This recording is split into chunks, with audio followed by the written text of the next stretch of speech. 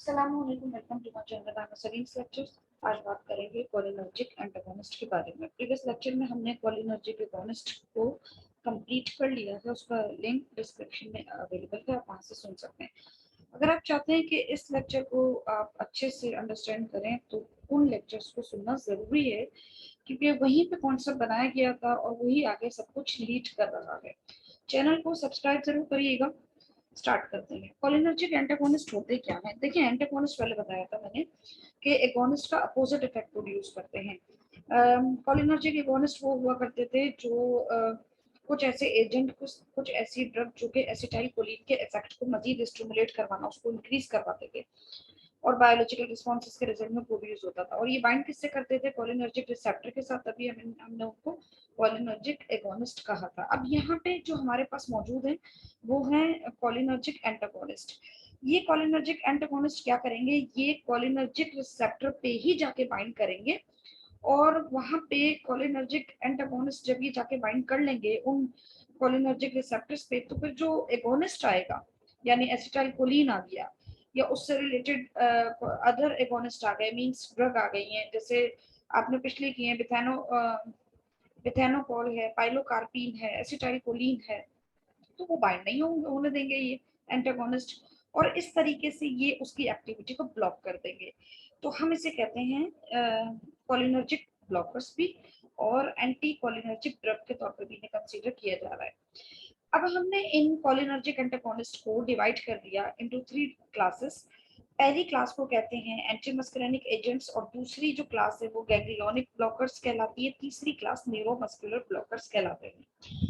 सवाल ये है कि ये जो कोलिनर्जिक एंटागोनिस्ट है, जिनका काम हमें समझ में आ गया कि इन्होंने जाके कोलिनर्जिक रिसेप्टर से बाइंड करके उनको ब्लॉक कर देना है। अब कोलिनर्जिक रिसेप्टर क्या होते हैं? कोलिनर्जिक रिसेप्टर आपने पढ़े थे, मस्करेनिक और निकोटिनिक होते हैं। मस्करेनिक की फर्दर सब डिवीजन थी तकरीबन M1 M2 M3 M4 और M5, और जो निकोटिनिक थे उसमें NM और NN थी। ठीक है, इन्होंने उन्हीं के साथ बाइंड करना है। तो अब इतने सारे यहाँ पे हमारे पास रिसेप्टर्स है ना, इसी की फैमिली, कोलिनर्जिक रिसेप्टर की फैमिली से बिलोंग करते हैं ना, तो ये स्पेसिफाई करके यहाँ पे बात हो रही है। जो पहली क्लास आपके पास है, पहली डिवीजन जो की है कोलिनर्जिक एंटागोनिस्ट की, ये स्पेसिफिक है किसको लेकर? मस्करेनिक रिसेप्टर को लेकर। ये सिलेक्टिवली ब्लॉक करते हैं मस्करेनिक रिसेप्टर को, जो कि वहां साइनेप्सिस में पाए जाते हैं पैरासिम्पैथेटिक नर्व के। ठीक है, तो पहली क्लास कौन सी है हमारे पास? Anti muscarinic cholinergic antagonist agent की है। दूसरी जो क्लास है हमारे पास, दैट इज गैंग्लियोनिक ब्लॉकर। अब ये क्या है? देखिए, पहली मैंने बताया कि वो क्योंकि मस्करेनिक रिसेप्टर से बाइंड करेगा तो इसीलिए नाम भी वही दे दिया कि एंटी मस्करेनिक एजेंट। जो दूसरी क्लास है गैंग्लियोनिक, वो कहाँ पे जाके बाइंड करेंगे? निकोटीन रिसेप्टर से। कौन कौन से निकोटीन रिसेप्टर के साथ? Parasympathetic and as well as sympathetic, यानी दोनों जो भी सिस्टम है, सिंपैथेटिक और पैरासिम्पैथेटिक, वहां जो भी गैंग्लिया आएंगे उनके साथ जाके ये निकोटिनिक रिसेप्टर पे बाइंड करेगा। थर्ड है हमारे पास न्यूरोमस्कुलर ब्लॉकर। ये कहाँ पे क्या करता है?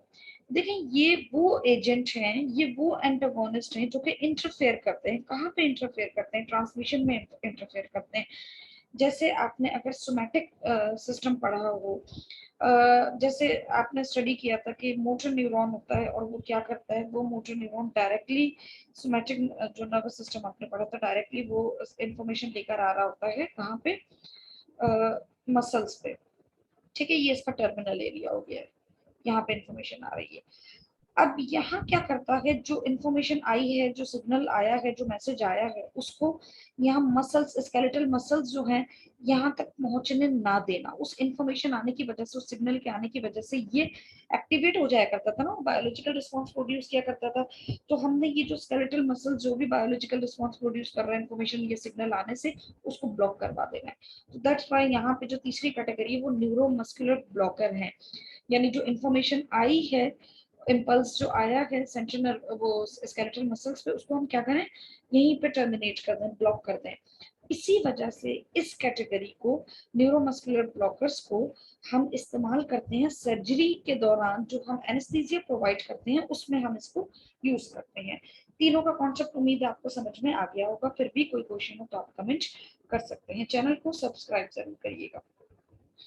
एंटी मस्करेनिक एजेंट जो है अब इनको हमने क्लासिफाई फर्दर कर दिया। ये 3 डिवीजन तो आपको समझ में आ गई कि ये कोलिनर्जिक एंटागोनिस्ट की है। अब इंडिविजुअली हम इनको स्टडी करेंगे। सबसे पहले हम एंटी मस्करेनिक को स्टडी करेंगे, तो वो फर्दर उसकी यहाँ पर तकरीबन 5 क्लासेस हैं जो आपको पढ़नी है। ये 5 क्लासेस हैं, ये 5 एजेंट हैं जो कि एंटी मस्करेनिक एक्टिविटी शो करते हैं और एज ब्लॉकर यूज होते हैं। उसमें जो मोस्ट कॉमन है वो एट्रोपिन है। ये थोड़ा डिटेल में हम करेंगे। अगर आपको इसका मैकेनिज्म ऑफ एक्शन, इसके थेराप्यूटिक यूज समझ में आ जाते हैं तो आपको जो रिमेनिंग एजेंट हैं ये इजीली समझ में आ जाएंगे। देखिए जहन में रखिएगा कि हम यहाँ पे एंटागोनिस्ट को स्टडी कर रहे हैं। एंटागोनिस्ट अगेन बता दूं अपोजिट काम करता है एगोनिस्ट के। एगोनिस्ट एसिटाइलकोलिन हुआ करता था और वो जो जो काम किया करता था उसके सारे अपोजिट काम अब यहाँ पे होने जा रहे हैं। अगर आपने कोलिनर्जिक एगोनिस्ट के लेक्चर को सुना है तो कोलिनर्जिक एंटागोनिस्ट को समझना कोई बिग डील नहीं है। उसका लिंक डिस्क्रिप्शन में अवेलेबल है, आप सुन सकते हैं।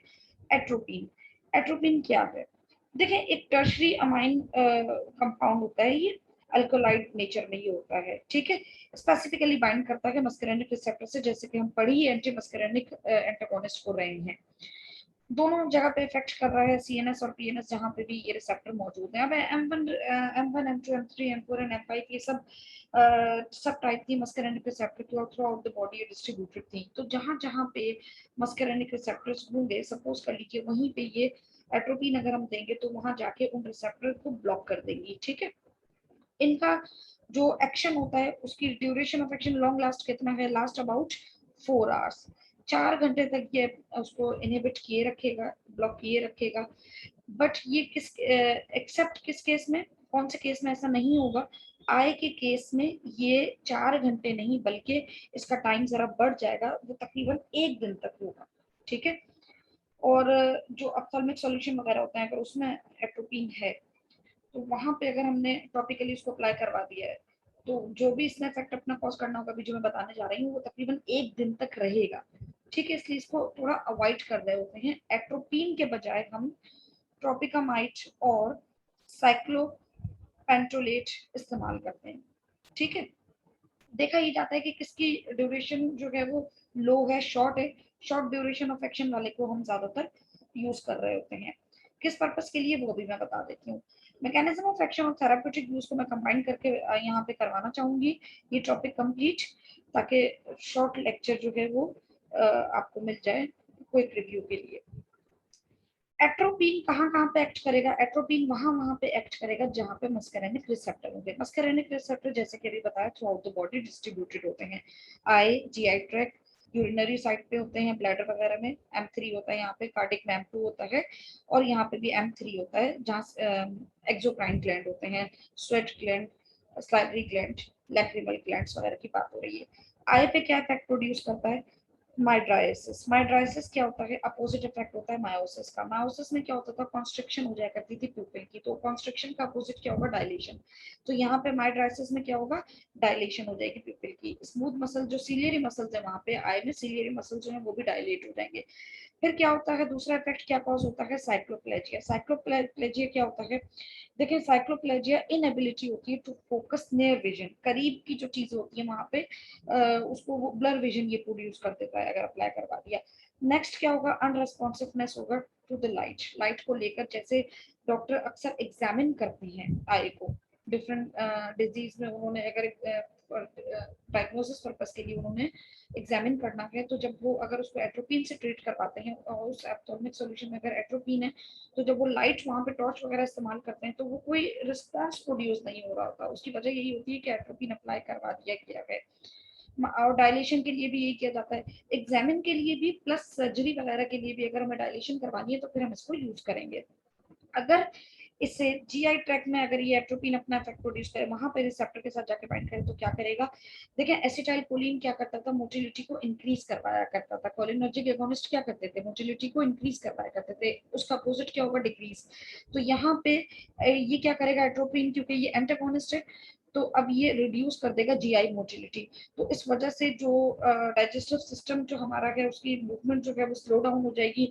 स्टमक जो है और जो इंटेस्टाइन है अगर वहां पे वो फुल है अभी, तो उसका जो एम्प्टी होने का जो टाइम होगा वो जरा प्रोलॉन्ग हो जाएगा, ठीक है, क्योंकि मोटिलिटी जो है वो रिड्यूस हो गई है, तो वो कॉन्स्टिपेशन वगैरह को भी साइड इफेक्ट में फिर जा रहा होता है, लीड कर रहा होता है।